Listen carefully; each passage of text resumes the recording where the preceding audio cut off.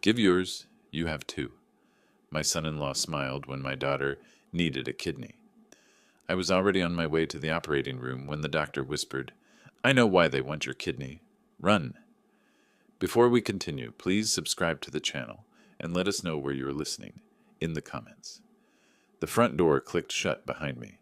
Keys found their usual spot on the entry table. My coat came off slowly. The doctor's appointment had drained me more than expected. Just routine blood work, nothing serious.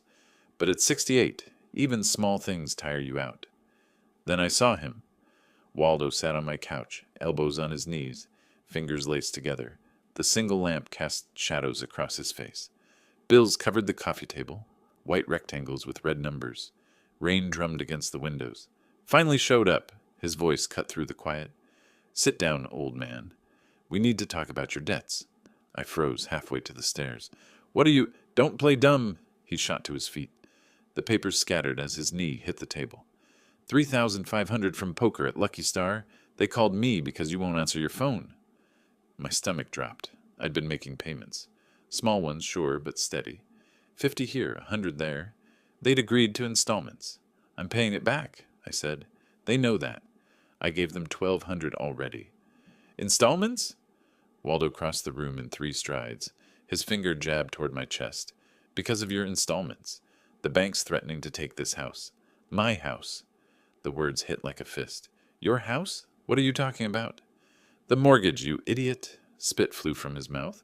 When you couldn't pay property taxes last year, who do you think covered it? Me. And I used the house as collateral for a business loan. Your gambling debt is affecting my credit.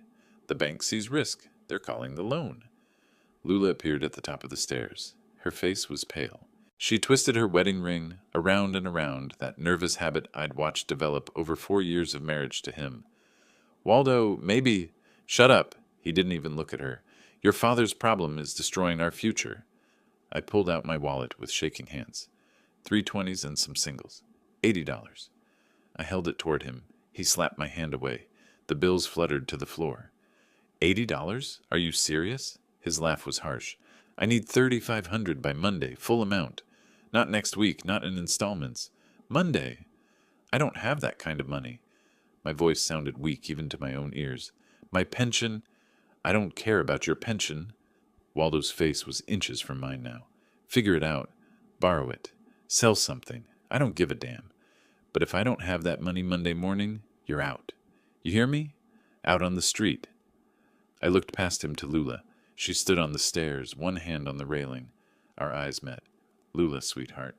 Tell him this is— Dad, she glanced at Waldo, then back at me. We really do need the money. The situation is serious. That's it? My throat tightened. That's all you're going to say? Waldo grabbed her elbow. This conversation is over. Lula, let's go.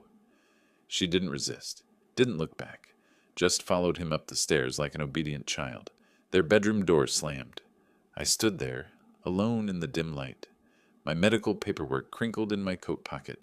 Reminders from the doctor about blood pressure medication, routine things. Outside, rain continued its steady assault on the windows. The bills lay scattered on the floor around my feet, white rectangles marked with red numbers that might as well have been written in blood. My hands wouldn't stop trembling. I pressed them against my thighs. Monday. 3 days away. $3,500 I didn't have. The lamp buzzed softly. Shadows gathered in the corners of the living room, my living room, in my house, that I'd bought 30 years ago with money from the factory, before Waldo existed, before any of this. I bent slowly to pick up the bills I'd dropped. My back protested. Everything protested these days. Upstairs, I heard their muffled voices through the ceiling. Waldo's tone was sharp, even through the floorboards. Lula said nothing I could make out, just the occasional soft murmur of agreement. When had she stopped fighting for me? I lowered myself into the armchair by the window. Rain streaked the glass. The neighborhood was dark, except for scattered porch lights. Normal houses with normal families doing normal Friday evening things. My fingers found the arm of the chair, traced the worn fabric. Martha had picked this chair. 20 years ago? 25? Lula had been small then, maybe 12 or 13. She'd curled up in this very spot to read her library books, feet tucked under her, lost in whatever story had captured her that week. I could still see her there if I closed my eyes. Brown hair falling across her face, that little crease between her eyebrows when she concentrated. That girl had loved me. This woman upstairs, this stranger who twisted her wedding ring and wouldn't meet my eyes. I didn't know her anymore. The house settled around me. Pipes creaking. Furnace clicking on. Familiar sounds that should have been comforting. Instead, they felt like a countdown. Morning light slanted through the kitchen window, pale and cold.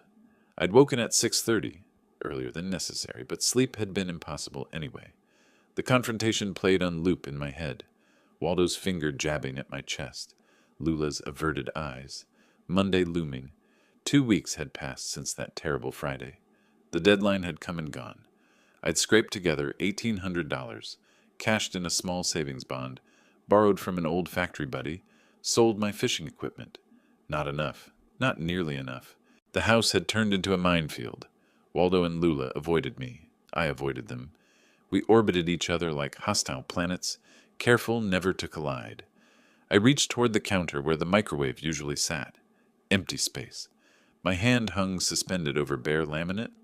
I turned slowly, scanning the kitchen. No microwave on the other counter, not on top of the refrigerator, not on the small table by the window. Gone. Maybe they'd moved it. For cleaning. I opened the pantry. Checked beside the stove. Under the sink. Nothing. A cold feeling spread through my chest. The living room was next. Each step toward it felt heavier than the last. I already knew what I'd find. Some part of me knew. The TV cabinet stood empty. Cables dangled uselessly. A rectangle of darker wood showed where the 55-inch Samsung had been. The one I'd bought last spring.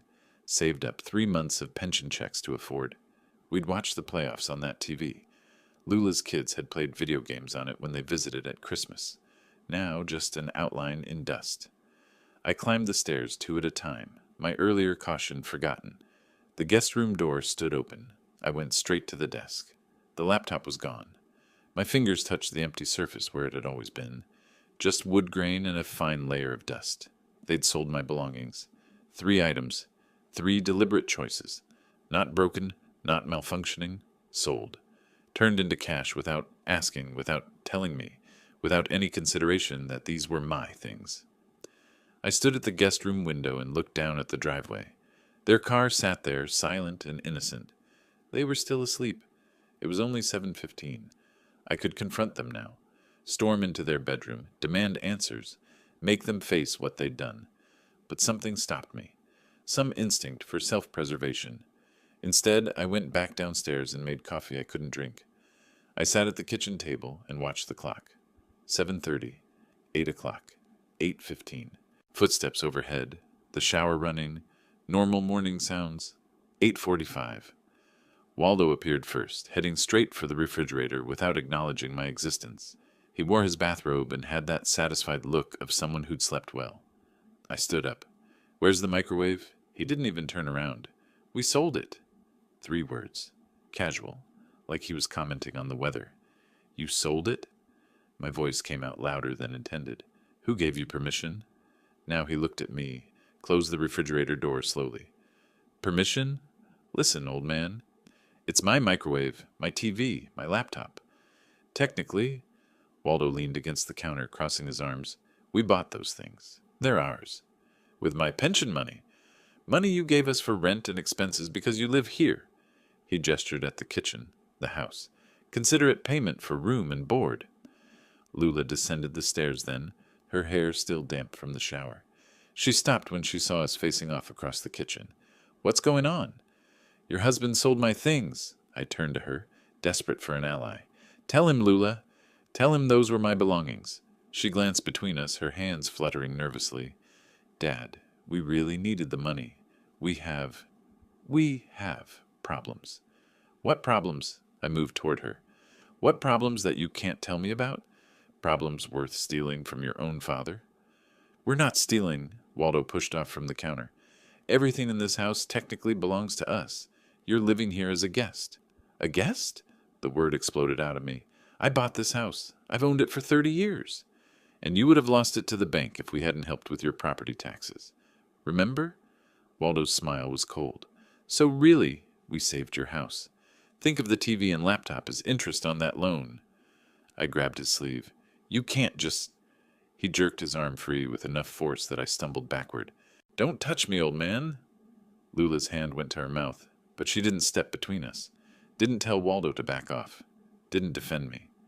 Lula, I tried to catch her eye. Please, sweetheart. What's really going on? Why do you need money so badly? Just tell me the truth. She opened her mouth, closed it, looked at Waldo. The truth, Waldo said flatly, is none of your business. We needed money. We got it. End of discussion. But Dad, Lula started. I said end of discussion. Waldo's shout made her flinch. We don't owe him explanations. We don't owe him anything. Silence filled the kitchen. The coffee maker gurgled, finishing its cycle. Outside, a car drove past. Normal Saturday morning sounds in a situation that was anything but normal. Lula stared at the floor. Her shoulders curved inward, making her smaller. Look at me, I said quietly. Lula, please, just look at me. She raised her eyes for a brief moment. What I saw there wasn't defiance or anger. It was worse. Guilt, resignation, acceptance. She'd chosen. Already chosen. Standing here in the kitchen where I'd made her breakfast for 18 years, where we'd done homework at this very table, where she'd told me about her first crush, and her college acceptance letter, and her engagement, she'd chosen him over me. Come on. Waldo took her elbow. Let's get dressed and get out of here.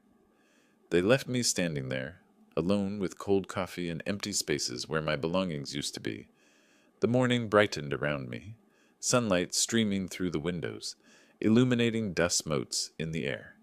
Such a beautiful day outside.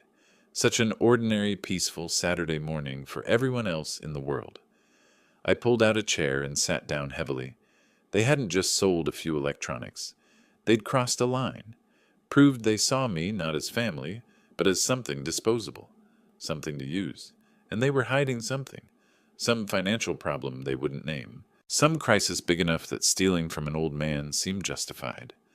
I stared at the empty counter where the microwave had been, at the shadow it left behind. The coffee had gone cold in my cup. Their bedroom door clicked shut upstairs, that final dismissive sound.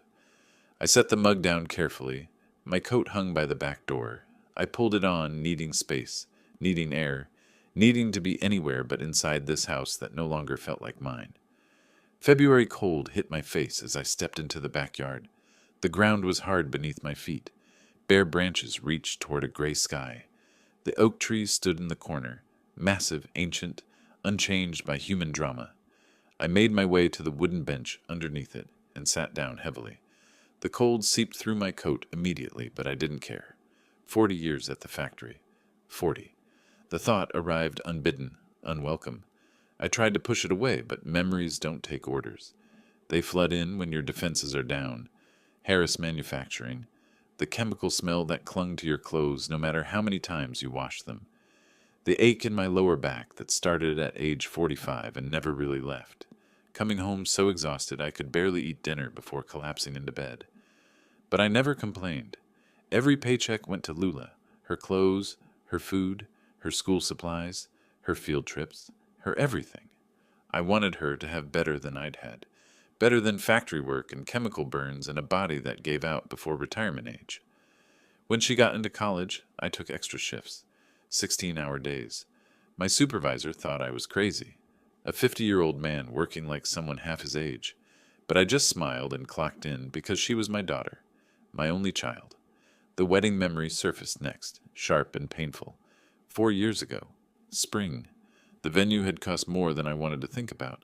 The dress, pure white silk that Lula had fallen in love with. Another fortune. The flowers, the catering, the photographer, the band. I'd emptied my savings account and dipped into my retirement fund. But when I walked her down the aisle, when I saw her glowing face, I thought, worth it. Every penny worth it. I've given her everything. I've done right by her. I actually believed Waldo was decent then. He'd been polite to me, respectful. Called me sir, shook my hand firmly, looked me in the eye when he promised to take care of her. Lies, all lies. A gust of wind cut through the yard. I pulled my coat tighter. Now I was a burden. An old, useless burden living in their house. The house I'd bought 30 years ago with money from those factory paychecks. The house where I'd raised Lula alone after Martha died, where I'd weathered every storm, literally and figuratively. When had the shift happened? When had I become the unwelcome guest? The cold was getting to me. My fingers had gone numb. I stood, walked across the yard past the empty flower beds. In spring, Martha's perennials would bloom again. They always did, year after year, long after she was gone. But now everything was dead-looking, dormant, waiting. I went back inside and climbed the stairs to the small study. It used to be a guest room before it became my retreat, my private space in a house that felt increasingly hostile. The closet door creaked open. 3 photo albums sat on the shelf, heavy and old-fashioned. I lifted them down and spread them across the desk. The first album, Lula at 7 years old, elementary school picture day. Gap-toothed smile, pigtails tied with red ribbons. She'd been so excited that morning, insisted on wearing her best dress. I turned the pages slowly. Lula at 13, middle school graduation, standing beside me, her head barely reaching my shoulder. Both of us grinning. High school photos. Lula with friends, Lula at prom, Lula in her cap and gown holding her diploma high. College years. She looked so young in these pictures, so full of hope. Her first apartment, that tiny studio with the leaky faucet. She'd called me to help fix it, and we'd spent the whole afternoon laughing as water sprayed everywhere. Professional Lula, her first real job, dressed in a suit that made her look so grown up. She'd called me crying happy that day she got the offer. Then the shift, the wedding photos, Waldo entering the frame, Lula beside him, beautiful in that silk dress, me giving her away, my hand on her elbow, my smile genuine because I believed I was securing her happiness. More recent photos, Lula with her children, my grandchildren, Jake and Emma. She looked different in these. Older, yes, but also distant. Even smiling at her own kids, there was something missing from her eyes. Some light had dimmed. I laid out 3 photos, side by side. Lula, at 16, hugging me outside the hospital where Martha had just been moved to hospice.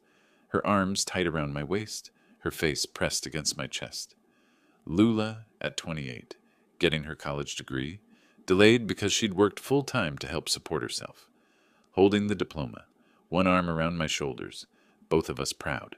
Lula, at 38, on her wedding day, standing between me and Waldo. She was turned slightly toward him, just slightly, but enough. The progression was there, visible if you knew to look for it, the gradual turning away, the redirected attention, the shifting loyalty. One photo stopped me cold. Martha's funeral? No, after. About a month after. Lula had come to the house and found me sitting in the dark. Couldn't bring myself to turn on lights. Couldn't see the point. Martha was gone. Everything was gray. In the photo, one Martha's sister had sent me later, Lula sat beside me on the couch, her hand gripping mine. Her face was fierce with determination. "Tatu, ya tut. Ya nikuri ne pidu?" she'd said. "Dad, I'm here. I won't go anywhere." I'd believed her, that Lula had existed, that Lula had meant those words with everything she had. Where had she gone? My fingers traced the photograph, trying to reach back through time to that moment, that daughter, that certainty. The house was silent around me. They'd probably left, gone out to avoid me.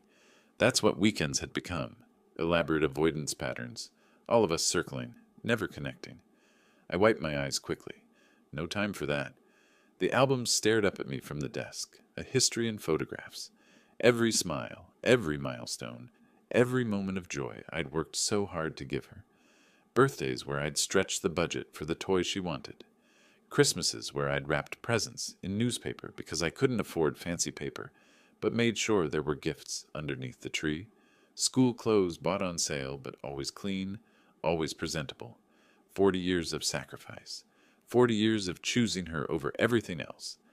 And now, sold electronics, dismissed concerns. A husband who called me old man, and a daughter who wouldn't meet my eyes. I closed the album slowly, one by one. The covers made soft sounds against each other. I lifted them back to the closet, put them on the shelf, closed the door. At the window, I looked down at the street below. Saturday afternoon. A woman walked a dog. 2 kids rode bikes. Normal life proceeding normally for everyone else. Something shifted inside me. Subtle but definite. Not quite anger yet. Not quite resolve. But something close to both. I'd given everything. 40 years of my life, my health, my savings, my future. I'd given it willingly, happily even, because she was my daughter and I loved her. But I deserved better than this. The thought was quiet but firm, undeniable. I deserve better. The street below continued its peaceful Saturday routine. Inside the study, I stood at the window, one hand against the glass, feeling the cold through it, and something beginning to solidify in my chest where pain had been sitting for weeks. The album still lay open before me. Afternoon light had shifted, grown longer, more golden. How long had I been sitting here? An hour? 2? I turned another page. There, that photograph stopped me cold. Outside Springfield Community Hospital. April, maybe May of 2015. Lula's arms wrapped around me, both of us looking hollow-eyed, exhausted. Martha had died 3 weeks before this picture. 3 weeks of funeral arrangements, condolence visits, paperwork that never ended, the bureaucracy of death. That was the darkest period. I remembered it clearly. Too clearly. I hadn't wanted to keep living. 30 years with Martha, gone in 6 months of cancer. The house felt empty. Food tasted like nothing. I'd sit in the dark for hours, couldn't bring myself to turn on lights. Lula saved me then. She came every single day, cooked meals I barely touched, cleaned rooms I'd stopped noticing. Sometimes she just sat beside me on the couch in silence, her hand on mine, letting me exist without demanding conversation or false cheer. "Tatu, ye tut," she'd said one evening. I was here. Ye nikudi ne pidu. I won't go anywhere. I'd believed her, completely, utterly believed her, that Lula had been real. I could see her in this photograph, the fierce determination in her face despite the grief, the protective way she held me. Where had that person gone? I flipped forward several pages, more recent photos now. There, Lula's face when she first brought Waldo home. 5 years ago, almost exactly. She'd called ahead, nervous, excited in that way that told me this man was important. I'd prepared dinner, cleaned the house, wanted to make good impression. Waldo had arrived with wine and flowers. Charming smile, firm handshake, eye contact that seemed sincere. We'd talked for hours that night. He'd asked about my factory work with what appeared to be genuine interest. Mentioned his sales career, medical equipment, he'd said. Talked about starting his own business someday. Dreams and ambitions that sounded reasonable, achievable. Lula had glowed when she looked at him. Radiant in a way I hadn't seen since before Martha's illness. I'd thought, she deserves this. After everything she's done for me, she deserves happiness. I'd given my blessing without hesitation. Should have looked closer. Should have asked harder questions. But I'd wanted her happy so badly that I'd seen what I wanted to see. The wedding photo came next. 4 years ago, spring ceremony under white tent. Lula in lace dress that cost more than I wanted to remember. Waldo in expensive suit, both smiling for camera. Me between them, giving her away, feeling proud and accomplished, and certain I'd secured her future. Father-daughter dance. I could still hear the song if I closed my eyes. She'd cried on my shoulder, whispered, "I love you, Dad," in my ear. That had been the peak, the absolute pinnacle of our relationship. Everything after was descent. I laid several photos in chronological order across the desk, studying the progression. Year after wedding, Lula's expression started changing. Smile didn't quite reach her eyes anymore. Photos with me became less frequent. When they existed, she stood slightly apart, not leaning in like before. Memories surfaced now, pieces clicking together. Thanksgiving invitations declined. "We're going to Waldo's family this year." Sunday dinners that had been weekly traditions suddenly impossible. "Lula works weekends now, sorry." Phone calls growing shorter, more distracted. "Can't talk now, Dad. I'm busy." Birthday visits that used to last hours cut to 30 minutes. "We have to leave early, prior commitment." At the time, I'd made excuses. They're newlyweds, building their life. They're busy. I shouldn't be needy father who demands constant attention. Now I saw the pattern clearly. Waldo's phrases came back to me, things he'd said casually over those years. Your father can take care of himself. Why does he always need your attention?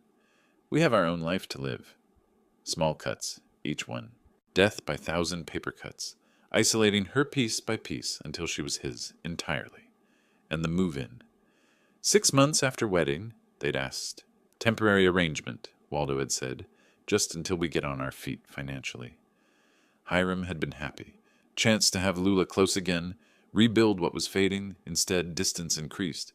They took master bedroom. I moved to smaller room. My house became our house, in their language. Then gradually, their house, until finally Waldo called it my house to my face. 4 years of temporary. I stood, walked to window. Evening had arrived while I'd been lost in memories. Street lights glowed against deepening darkness. Below, Waldo's SUV sat in driveway.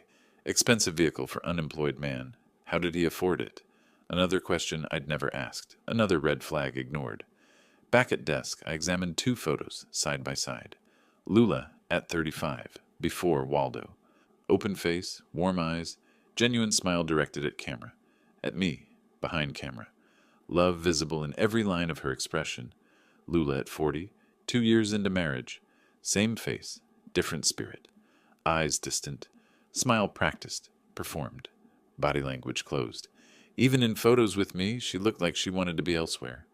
I touched the older photograph, trying to reach through time to that daughter, that moment, that certainty of love. When did I lose you? I'd asked earlier. Now deeper question formed. Had she chosen this? Or had Waldo manipulated so skillfully she couldn't see what was happening?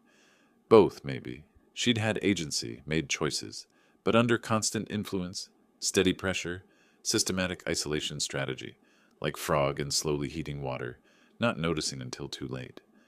I wanted to blame only Waldo, easier that way. But Lula had gone along. That hurt most. She'd let it happen, chosen him over me again and again. The house was silent around me. They'd gone out somewhere, or were avoiding me, or simply didn't care enough to check on old man in his study. Lamp on desk created small island of light in gathering darkness. Beyond it, shadows filled corners, crept along walls.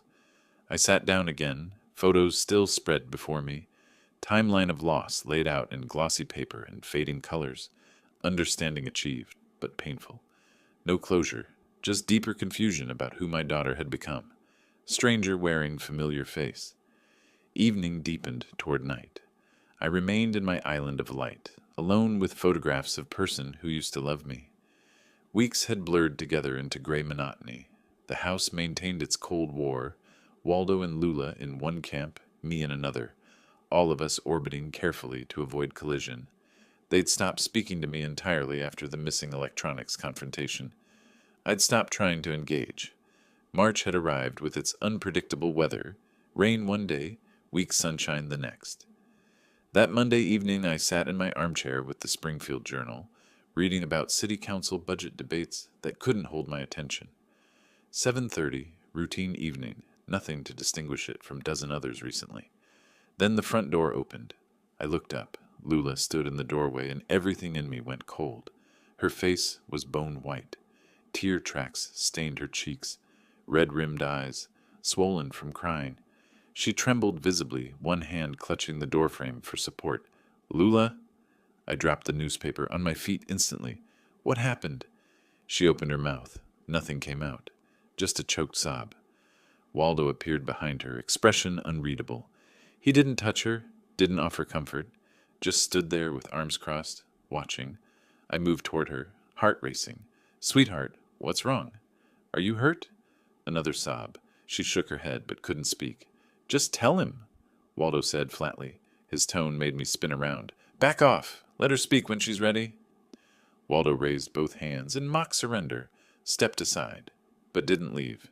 Remained standing there, observing with strange intensity. I turned back to Lula, took her cold hands in mine.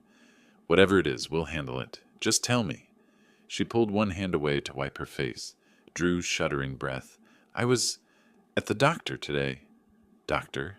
The word landed like stone in my stomach. "What doctor? Why?" "I've been having problems," her voice barely above whisper. "With my kidneys. Serious problems." The floor seemed to tilt. "Serious how?" "Terminal." The word came out broken. Terminal kidney failure. I couldn't breathe. Terminal? That word. That terrible word that meant... They said I need... She couldn't finish, dissolved into tears again. Need what? My voice sounded far away, not my own. Lula, need what? Transplant. Waldo supplied the word coldly. She needs kidney transplant. The room spun. I grabbed the back of the couch, legs suddenly unreliable. My daughter, kidney failure, terminal, transplant. Questions tumbled out. When did this start? What tests did they run? How long have you known? Lula shook her head helplessly. Months of symptoms. I thought it was nothing. Finally went in today, and Dr. Andrews. He ran blood work and scans, and... She broke down completely, shoulders shaking. I crossed the space between us in 2 strides, pulled her into my arms. She collapsed against me, sobbing into my shoulder. I held her, feeling her shake, my own tears starting. We'll fix this, I heard myself saying. Whatever it takes, we'll fix this. Dad, her voice muffled against my coat, listen to me. I pulled back enough to see her face, gripped her shoulders. Take mine. Take my kidney. I'm healthy. I can donate. Dad, you don't have to. Don't have to. Outrage cut through my fear.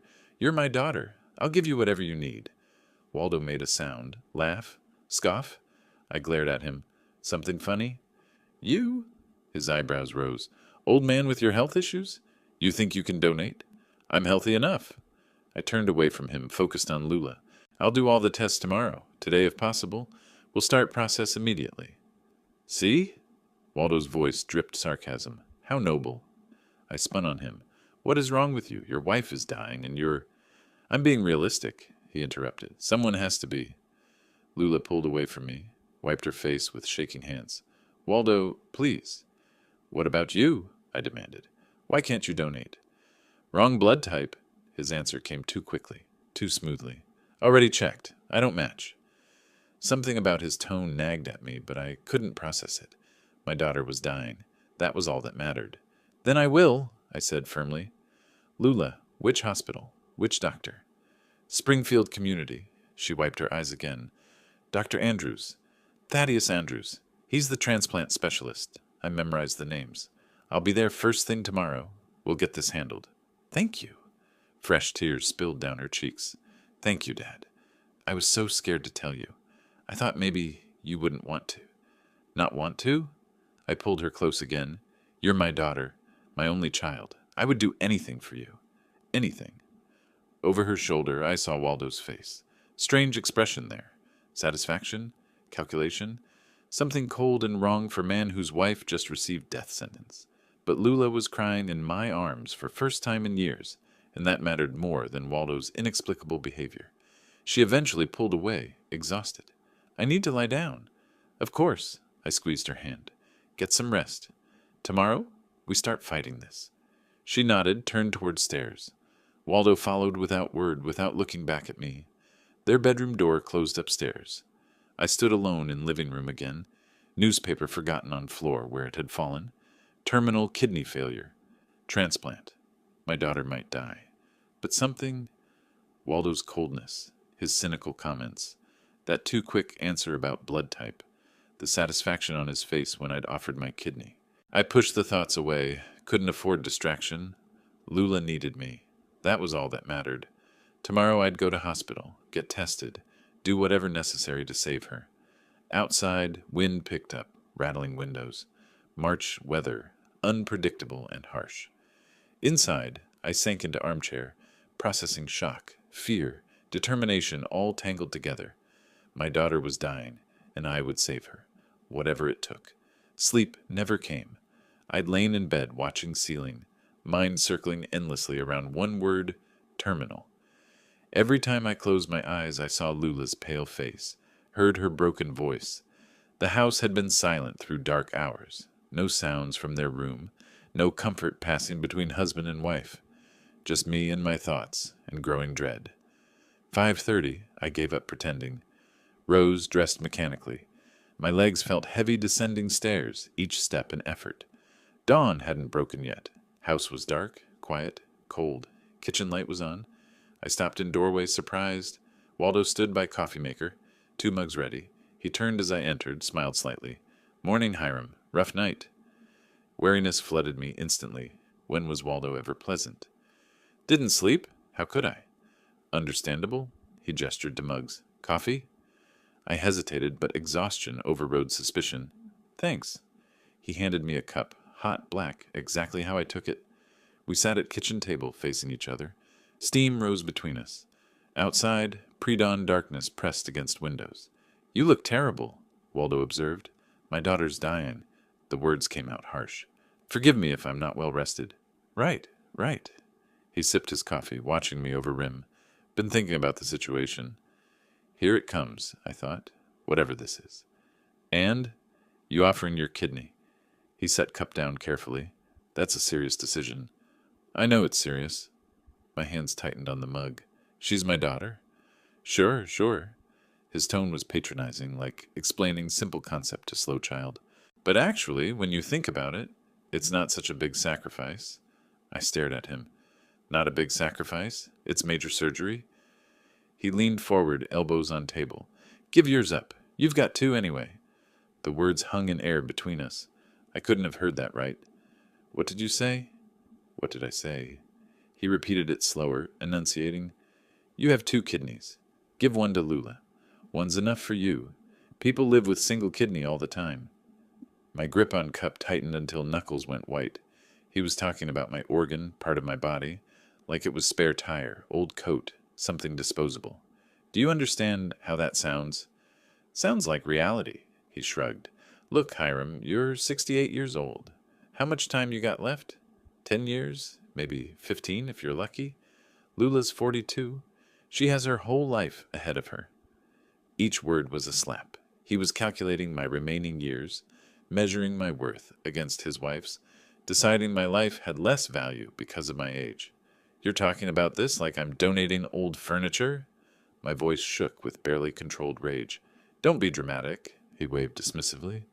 People donate kidneys all the time. You'll be fine with one. For an old man, you're reasonably healthy.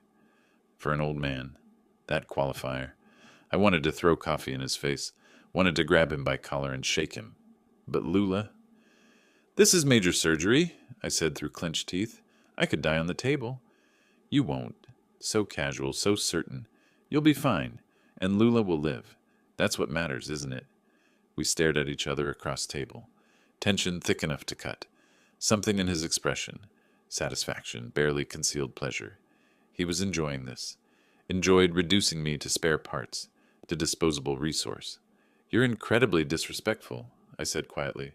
I'm a realist. He smiled slightly. Someone has to be. The smile did it. Saw him clearly then, mask completely off, showing true contempt underneath. He'd always felt this way, always seen me as burden, obstacle, thing to be used, just hidden it better before. Now, with me trapped by love for Lula, he could say anything, do anything. I stood abruptly, chair scraped loudly against floor, harsh sound in quiet kitchen. I'll go to the doctor, I said. Get tested. Do whatever's necessary. Good. Waldo remained seated, relaxed. When? Today. This morning. Excellent. He sipped coffee calmly. So are we clear? You understand what needs to happen? I understand, I forced out, that I'm doing this for Lula. Not because of you. Not because of anything you said. For her.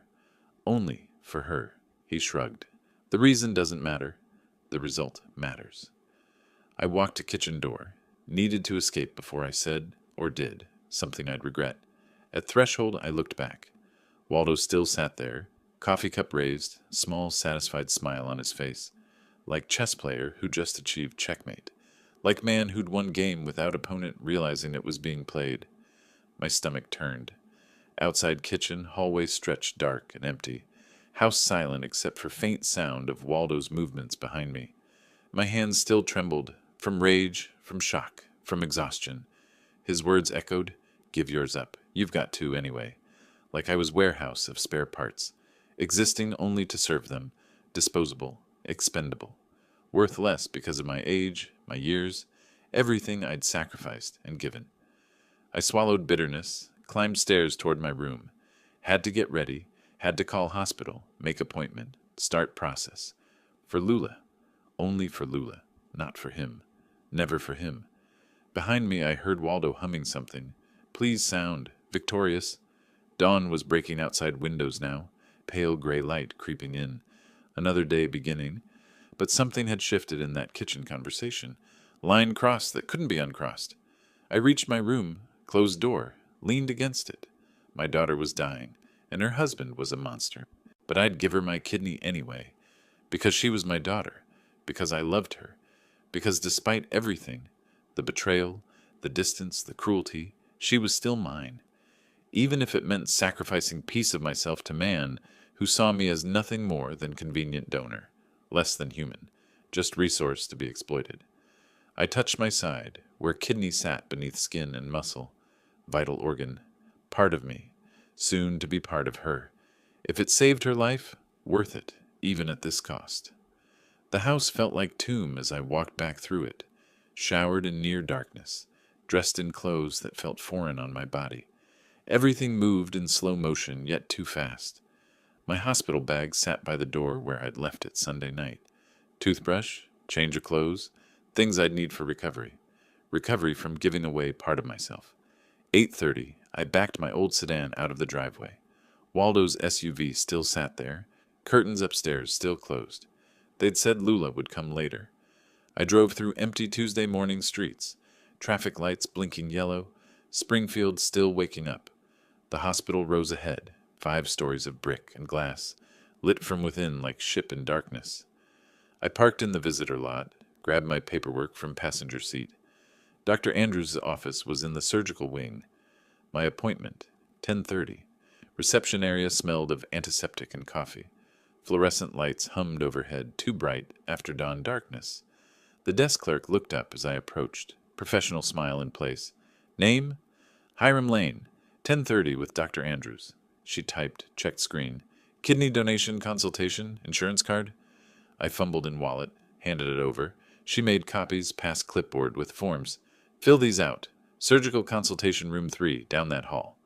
The waiting area held scattered occupants. Elderly woman clutching purse, young mother with restless toddler, man on crutches staring at muted television. Normal people with normal problems. Not preparing to give away organs, I couldn't sit. Paced instead, clipboard in hand, checking boxes mechanically. Medical history, current medications. Next of kin. I wrote Lula's name, then stared at it. Was she next of kin, or something else entirely?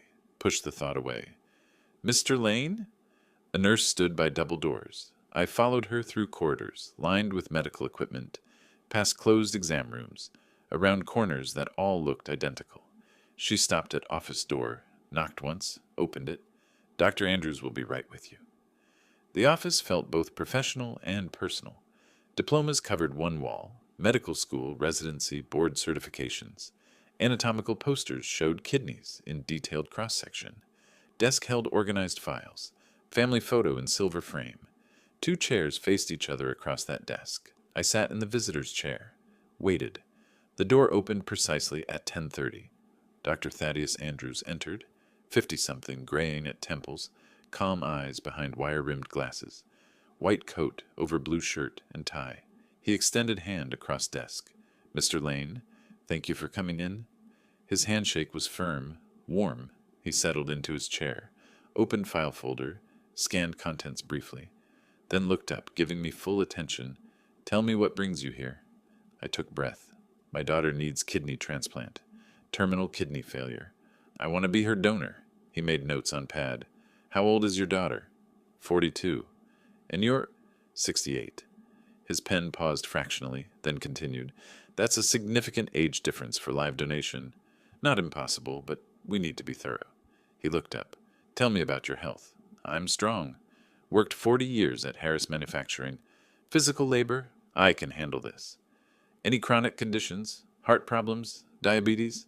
High blood pressure, controlled with medication. What medication? Lisinopril, 10 milligrams daily. More notes. Previous surgeries? Appendix when I was 30. Nothing since. Dr. Andrews leaned back, studying me with thoughtful expression. Mr. Lane, you understand this is major surgery, with real risks? I understand. At 68, anesthesia carries increased risk. Recovery will be 6 to 8 weeks minimum. You'll live with one kidney for rest of your life, which means dietary restrictions, regular monitoring, permanent lifestyle changes. He paused. This isn't like donating blood. You can't get it back. She's my daughter. My voice came out rougher than intended. She's dying. Nothing else matters. Something flickered in his eyes. Approval? Concern? He made another note. I appreciate your dedication, but as your physician, I'm obligated to ensure you're a medically suitable candidate. We'll need comprehensive testing. He pulled form from drawer, began writing. Complete blood panel, urinalysis, chest x-ray, abdominal ultrasound, tissue typing for compatibility. Can you come tomorrow morning? Need you fasting? Nothing after midnight tonight? Tomorrow's fine. When can we schedule surgery? One step at a time, Mr. Lane. Tests first, evaluation, then if everything checks out. He paused, calculating. Given the terminal nature of your daughter's condition, we could potentially schedule for next week. Monday, March 17th, if tests clear. 6 days away. That soon? You said terminal. I'm treating it with appropriate urgency. He handed me papers. These are test orders. Lab opens at 7, radiology at 8, ultrasound at 9. Come fasting. No food or drink except water after midnight. I took the papers, gripped them like lifeline. Thank you. He stood, extended hand again, then hesitated. Mr. Lane, one question. Has your daughter's physician contacted us for coordination of care? The question caught me off guard. I think she handled that. Which facilities diagnosed her? Springfield Community, I believe. She mentioned your name specifically. Interesting. He made note on separate pad. I'll check our records. Sometimes referrals get lost in system. But his expression suggested something else. Concern, maybe. Confusion. Is there problem? No. Just routine to coordinate with primary team. He smiled, but it didn't quite reach his eyes. See you tomorrow, Mr. Lane. Out in corridor again, I clutched test orders, mind spinning. That final question, had something been wrong with his tone? Or was I imagining things because of Waldo's behavior, the weekend's strange tensions? Pushed through exit doors into gray March morning. Wind cut through my jacket. Parking lot stretched before me. Cars glinting in weak sunlight. The hospital loomed behind. All brick and purpose and life or death decisions made within its walls. Tomorrow I'd return for tests. Friday would bring results. Monday, less than a week away, I'd be on operating table. Surgeons would cut into me, remove kidney, transplant it into Lula. My daughter would live. I reached my car, fumbled keys with shaking hands, sat in driver's seat, test orders on passenger side. Engine turned over with familiar rumble. In third floor window above, Dr. Andrews stood watching parking lot, watching me. Even from this distance, I could see the tension in his posture, the way he held phone to his ear while staring down, making call, checking something. I pulled out a parking space, headed for exit. Didn't notice him still watching, phone still pressed to ear, expression growing increasingly troubled as he spoke to whoever was on the other end. Wednesday morning arrived cold and gray. I'd barely slept. Stomach empty from fasting, mind racing with everything ahead. 6:30, I drove back to hospital. Third time in 2 days. The lab technician was efficient and silent. 5 vials of blood drawn from my arm, each tube a different color. Purple, green, red, gold, blue. Radiology is on second floor, she said, pressing cotton ball to puncture site. They're expecting you. X-ray room was freezing. Lead apron heavy across my chest as I stood against cold plate. Deep breath. Hold it. Click. You can breathe. 3 different angles, chest expanding and contracting on command. Ultrasound came last. Warm gel spread across my abdomen. Technician moving wand in slow circles. On screen, my kidneys appeared as dark gray shapes against lighter tissue. She measured, took images, remained professionally quiet. How do they look? I asked. Doctor will review results and call you. Home by noon. Exhausted. The house was empty. Waldo's SUV gone. No note. I made sandwich I barely tasted, fell asleep in armchair, woke disoriented to darkening windows. Thursday brought more tests. Blood work for tissue compatibility. EKG with cold electrodes stuck to my chest. Machine beeping rhythmically. Anesthesiologist interview. Older man with kind eyes who asked about allergies, previous reactions, explained risks I already knew existed. More paperwork, consent forms, liability waivers, medical directives. My signature over and over until it stopped looking like my name. Evening again. Lula and Waldo came home after 7, carrying takeout bags. Didn't offer to share. Disappeared upstairs, their door closing with decisive click. Friday afternoon, my phone rang. Unknown number, hospital exchange. Mr. Lane? Dr. Andrews calling? My heart stopped. Yes? Good news. All tests came back clear. Your kidneys are healthy, functioning well. Tissue typing shows excellent compatibility with your daughter. We're approved to proceed. Relief flooded through me. So surgery can happen? Monday morning, 7 a.m. as discussed. Arrive at 6 for preoperative prep. Nothing to eat or drink after midnight Sunday. Questions? No, thank you. Thank you so much. See you Monday. He paused. Mr. Lane, take care this weekend. Strange thing to say, but I didn't question it. Hung up, sat staring at phone. Monday. 4 days away. This was really happening. Found them in living room. Some reality show playing on television. I'm cleared, I announced. Surgery's Monday morning. Lula stood quickly, crossed room, hugged me, but the embrace felt wooden, mechanical, arms around me without real warmth. She pulled back after 2 seconds. Oh, Dad, thank you so much. Yeah, Waldo said from couch, not standing. That's good. Really noble of you, Hiram. That word again. Noble. Said with faint mockery, like private joke I wasn't part of. I looked at him, trying to read expression, but his face revealed nothing beyond vague satisfaction. It's happening, Lula repeated, hands twisting together. It's really happening. She sounded strange. Not relieved, anxious, nervous. I couldn't place the emotion. You should rest, Waldo said to her. Big week ahead, for both of you. She nodded, went upstairs without another word. Waldo followed moments later, left me alone with television and growing unease I couldn't name.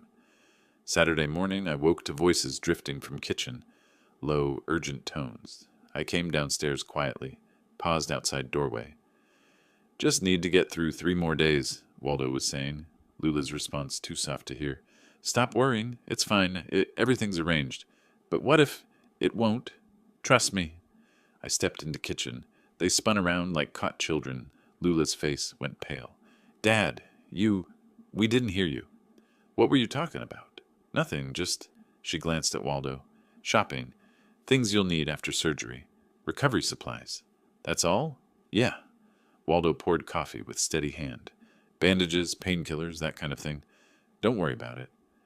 But something in their posture, the guilty flicker in Lula's eyes, the too quick explanation. Wrong. All wrong. I poured own coffee, sat at table.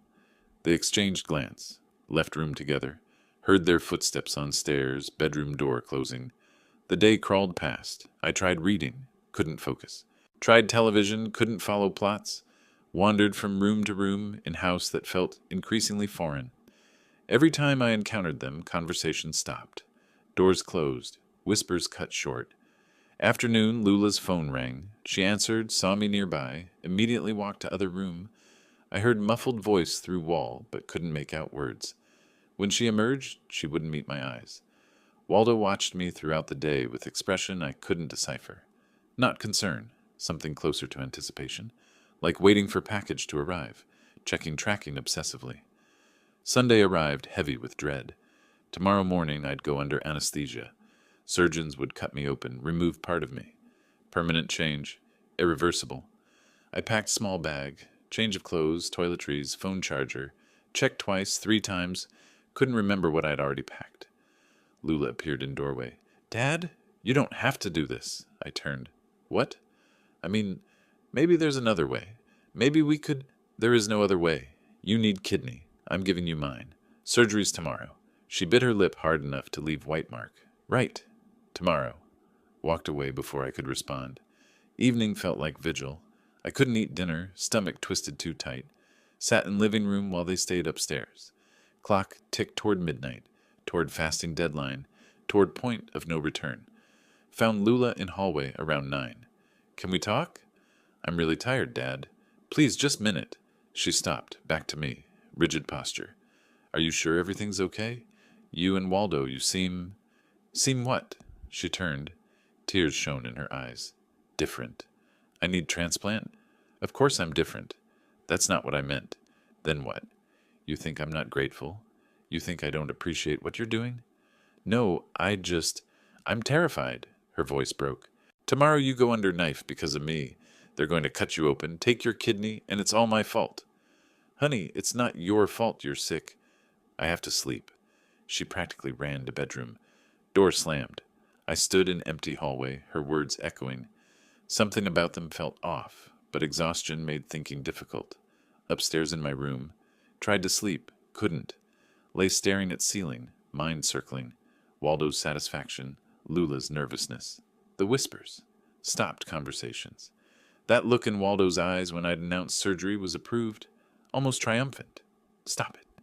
You're paranoid. She's your daughter. She's dying. You're saving her life. That's all this is. That's all it can be. Eventually dozed fitfully. Dreams fragmenting into worry and confusion. Woke to darkness. 4:30 a.m. Alarm wasn't set to go off for another hour, but sleep was impossible. Heard movement downstairs. Waldo already awake. Showered in pre-dawn darkness. Dressed in loose, comfortable clothes they'd told me to wear. Came downstairs with my bag.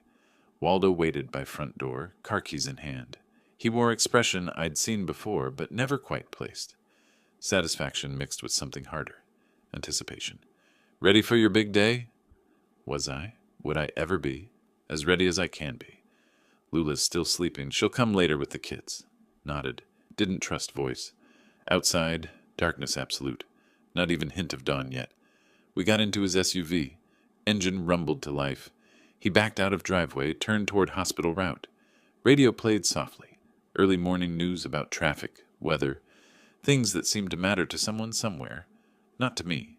Not anymore. Springfield streets passed in darkness. Streetlights created pools of yellow against black.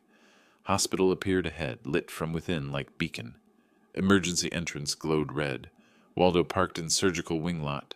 Turned off engine. Silence descended except for cooling motor ticking. Here we are. I grabbed my bag from back seat. Hand on door handle. Looked back at house one final time before we'd left. Lula's window dark. She hadn't come out to say goodbye. Hadn't wished me luck. Just stayed behind closed door while I went to do this impossible thing for her. Let's go, Waldo said. We walked through automatic doors into harsh fluorescent brightness. 6 a.m. exactly. Time to give away a piece of myself. The hospital at 6 a.m. felt liminal, caught between night shift and day shift. Emergency cases and scheduled surgeries. Surgical admissions desk stood in alcove off main corridor. Woman behind counter looked up as we approached. Name? Hiram Lane. Kidney donation, Dr. Andrews. She checked computer, nodded. Room 3 for pre-op. Someone will take you back shortly. To Waldo. Waiting areas down that hall. Waldo settled into plastic chair without word. Phone already out. Didn't wish me luck. Didn't say anything. Just sat there with that strange, satisfied expression, scrolling through screen like this was ordinary morning. Mr. Lane? A nurse appeared, clipboard in hand. Follow me, please. I looked back once. Waldo hadn't looked up from phone. Something about his posture, relaxed, almost lounging, struck wrong note. Man whose wife was dying should show tension, worry, something. But he sat there calm as pond. Through double doors into surgical wing. Antiseptic smell stronger here. Equipment beeping from nearby rooms. Nurse led me to small pre-op room with curtains, hospital bed, monitor on wheeled stand. Change into this. She handed me folded gown. Everything off, including underwear. Gown ties in back. Press call button when you're ready. Left me alone with paper gown. I stripped mechanically. Folded clothes into plastic bag they'd provided. The gown felt obscene. Thin. Exposing, designed to make patient vulnerable. Tied strings behind my neck and back as best I could. Lay on bed. Pulled sheet over legs. Pressed call button. Same nurse returned with blood pressure cuff and IV kit. Let's get your vitals. Cuff tightened on my arm. Machine beeped. 145/90. Little elevated, but you're nervous. Normal. She swabbed inside of my hand. Found vein. Little stick. Needle slid in cold and sharp. Taped in place. Tube connected to hanging bag. Clear fluid began dripping through line into my vein, each drop pulling me closer to point where I couldn't turn back. Dr. Andrews will be in shortly. Try to relax. Alone again. Clock on wall reads 6:45. 15 minutes until surgery time. I stared at ceiling tiles, counting them, losing count, starting over. IV dripped rhythmically. Monitor beat my heartbeat. Outside curtain, footsteps passed. Voices murmured. Hospital continuing its endless cycle. This was it. Soon they'd wheel me to operating room. Put mask over my face. Count backwards from 10. I'd wake up hours later with one kidney gone. Permanently altered. But Lula would live. Worth it. Had to be worth it. 7 o'clock. Door opened. Dr. Andrews entered wearing surgical scrubs, cap covering hair, mask hanging around neck. Professional expression in place. Mr. Lane, how are you feeling? Nervous, but ready. He checked chart clip to foot of bed, looked at IV, checked monitor. All routine, professional, exactly what doctors should do before surgery. Then he glanced at door, looked back at me, leaned closer. His voice dropped to urgent whisper. I know why they want your kidney. The words didn't make sense. I stared at him, brain struggling to process. What? Listen to me carefully. His eyes were intense, desperate. You need to leave. Right now. Get out of this hospital. I don't understand. There's no time to explain. He grabbed my arm, pulled IV out roughly. Blood welled from puncture site. Your daughter isn't sick. This is trap. You have to run. But Lula, she's not dying. They're using you. Go. He physically pushed me toward sitting position. Now, Mr. Lane, before it's too late. Something in his face. Terror, urgency, absolute certainty, cut through confusion. He was risking everything saying this. Throwing away career, reputation, everything to warn me. Which meant it was true. Lula wasn't dying. This was... What? What was this? Go! Instinct took over. Swung legs off bed, stood on shaky legs. Blood dripped from hand where IV had been. Still wearing just hospital gown, nothing else, but couldn't stop for clothes. Dr. Andrews opened door, checked hallway. Left, then right, emergency exit at end. Don't stop for anything. I ran, barefoot on cold linoleum, gown flapping, barely tied, blood trailing from my hand. Burst into corridor, where nurse at desk looked up startled. Mr. Lane, what are you... Didn't answer. Ran past her. Behind me, her voice, Security! Patient leaving pre-op. Left turn. Another corridor, longer. Doors on both sides. Other nurses emerging, staring. Someone shouted. Didn't matter. Just ran, bare feet slapping tile, gown barely covering me. Right turn ahead. Took it too fast. Nearly slipped. Caught balance against wall. Kept going. Emergency exit sign glowed red at corridor end. Footsteps behind now. Voices calling. Sir, stop! Get security! Someone stop him! Slammed through emergency exit. Alarm shrieked immediately. High piercing wail. Cool morning air hit me like slap. Outside. In parking lot. Dawn just breaking, sky going from black to purple-gray. Still running. Across parking lot. Between cars. People staring from their vehicles. Woman getting out. Froze. Purse halfway to shoulder. Mouth open. Heard sirens starting inside hospital. Had to get away. Had to... Taxi. Yellow cab at hospital entrance. Passenger just getting out. Elderly man with walker, moving slowly toward hospital doors. I sprinted toward it. Driver still in front seat checking phone. Yanked back door open, threw myself inside. Drive! Driver jumped, spun around. Young guy, maybe 25. Eyes went wide, seeing me. Hospital gown, bleeding hand, bare feet. Wild expression. Whoa! Hey, buddy, you okay? Should I take you back to... No, not hospital. Just drive. Please. Man, you're bleeding. You look like you need... Please, just go. I'll explain. Just go. He hesitated, looking between me and hospital entrance. Security guard had emerged, looking around parking lot. Roadside inn, I gasped. Highway 55. I have money. I'll pay. Just, please. Something in my voice, terror, desperation, made decision for him. He shifted into gear, pulled away from curb. Hospital receded in side mirror. Security guard got smaller, disappeared. I collapsed against back seat, shaking violently. blood still dripping from hand staining hospital gown. Driver watched me in rearview mirror, concerned, confused. Seriously, man, are you okay? You need doctor? Bitter laugh escaped. No doctors. No more doctors. We drove through Springfield's waking streets. Businesses opening, people heading to work. Normal Tuesday morning for everyone except me. Me in my hospital gown, bleeding, barefoot, fleeing from surgery that would have... What? What would it have done? Dr. Andrews' words echoed. Your daughter isn't sick. This is trap. But trap for what? Why? What did they want? No. Knew what they wanted. My kidney. They wanted my kidney. But not for Lula. For something else. We're here. Roadside Inn appeared. Cheap motel, neon sign, parking lot half full. Taxi pulled in, stopped. That's $18. Wallet in my clothes. At hospital. My wallet's back there. I can't. Driver sighed heavily, looked at me in mirror. Saw old man, terrified, bleeding, in hospital gown. Made decision. Forget it. Just go. Get help or something. Thank you. Voice came out choked. Thank you so much. Got out. Taxi pulled away. Stood in motel parking lot as sunrise painted sky pink and gold. Cars passing on highway. Drivers staring at man in hospital gown standing there bleeding. Office. Had to get room. Stumbled toward it. Pushed through door.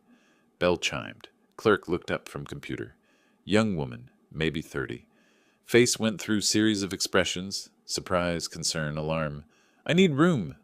Ridiculous request given appearance. I don't have wallet. I can't pay right now. But please. I'm running from bad people. She stared at me. At hospital gown, at bare feet, at blood dripping on linoleum. Your family? She asked quietly. Nodded. Couldn't explain more. Long pause. She reached under desk, pulled out key with plastic tag. Room 7. Don't tell anyone I helped you. Took key with shaking hand. Thank you. Room 7 was at end of building. Cheap door, peeling paint. Key turned stiffly in lock. Inside.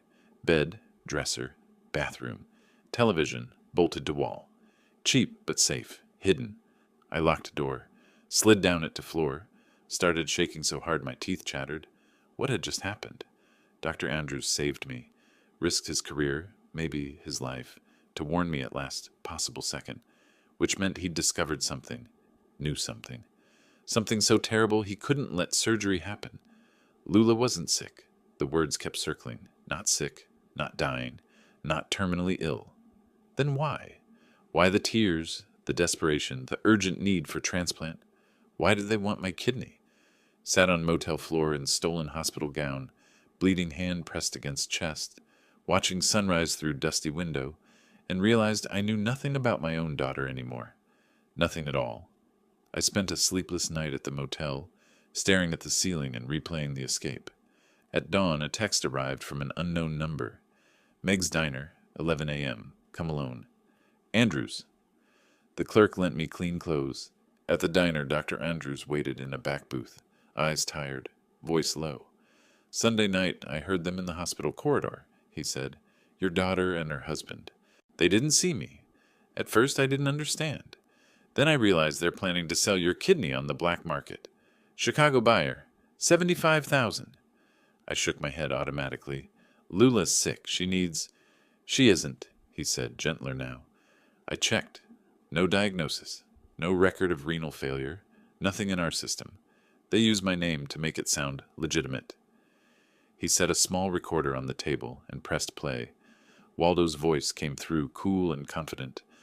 Tomorrow morning, old man doesn't suspect a thing. Doc removes the kidney. Our contact drives it to Chicago. Money by evening. Lula's voice followed, small and wavering. 75,000. Waldo again. Enough to clear the debts and finally get rid of the burden. A pause. Lula, barely audible. He's not a burden. He's my father. Waldo, hard. After surgery, he'll be weak. We tell him he needs care. Nursing home. Problem solved. Another long pause. Lula.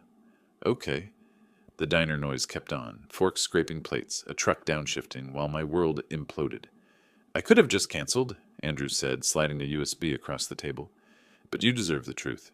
Protect yourself. They're dangerous. I pocketed the drive. You saved my life, I said. He shook his head. You saved it when you ran. Outside, in the unforgiving daylight of March, I called Martin, an old factory friend turned lawyer. I need help, I told him. Urgent. Martin listened in stunned silence, then shifted to lawyer mode.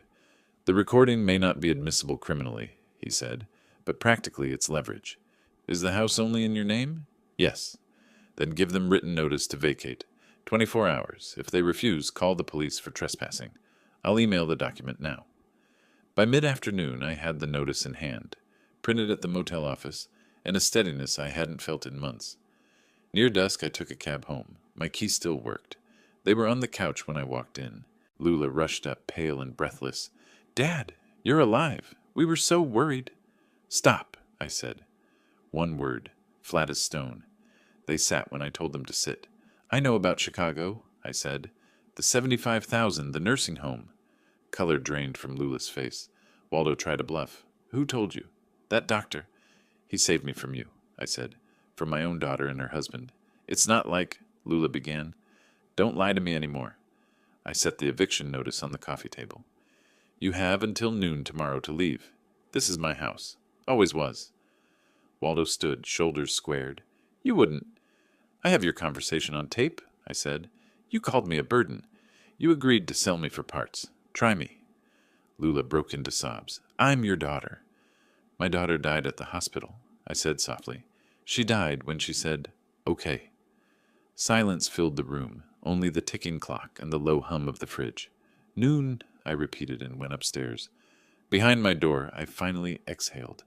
It wasn't triumph, it was a hard, quiet reclaiming. For the first time in weeks, I slept. Morning brought the sounds of packing. Drawers yanked open, tape ripping, boxes thudding. I went down to find the living room in disarray and the kids on the couch, wide-eyed. Grandpa, are you coming with us? Emma asked. No, sweetheart, I said, hugging them tight. You'll visit. I didn't know if it was true, but they needed something to hold. Lula appeared in the doorway, eyes swollen. Waldo hauled boxes to the SUV, glowering. By 11:30, the car was stuffed. Dad, Lula said, stopping short of me. Please, can we talk? Time to go, I said. I know what I did is unforgivable. I was scared. Waldo's debts. You chose, I said. Now live with it. Maybe someday you'll forgive me? Maybe. Not today. She tried to touch my arm. I stepped back. From the car, Waldo barked, Lula, let's go. She looked at me one last time. Goodbye, Dad. Goodbye. They pulled away without looking back. When the taillights disappeared, I closed my own front door and leaned against it. The silence wasn't empty anymore. It was spacious. I walked the rooms. What they'd taken was clutter. What remained was mine. The chair Martha picked, the kitchen table worn by years of breakfasts, the oak outside waiting for spring. I phoned Dr. Andrews. They're gone, I said. How do you feel? He asked. Free, I said, surprised to hear the truth out loud. For the first time in years. You made the right choice, he said. I brewed coffee the way I like it and watched the backyard while the wind shook the bare branches. Loss pressed against my ribs. Lula's broken promise, the grandchildren I might not see. But beneath the grief was something sturdier. Dignity, self-respect, a future that belonged to me again. I sat in my chair and let the quiet settle. Not joyful yet, but steady. I'd chosen myself, and that choice, however late, had set me free. If you like this story, please like this video, subscribe to the channel, and share your impressions of this story in the comments. To listen to the next story, click on the box on the left. Thank you for watching.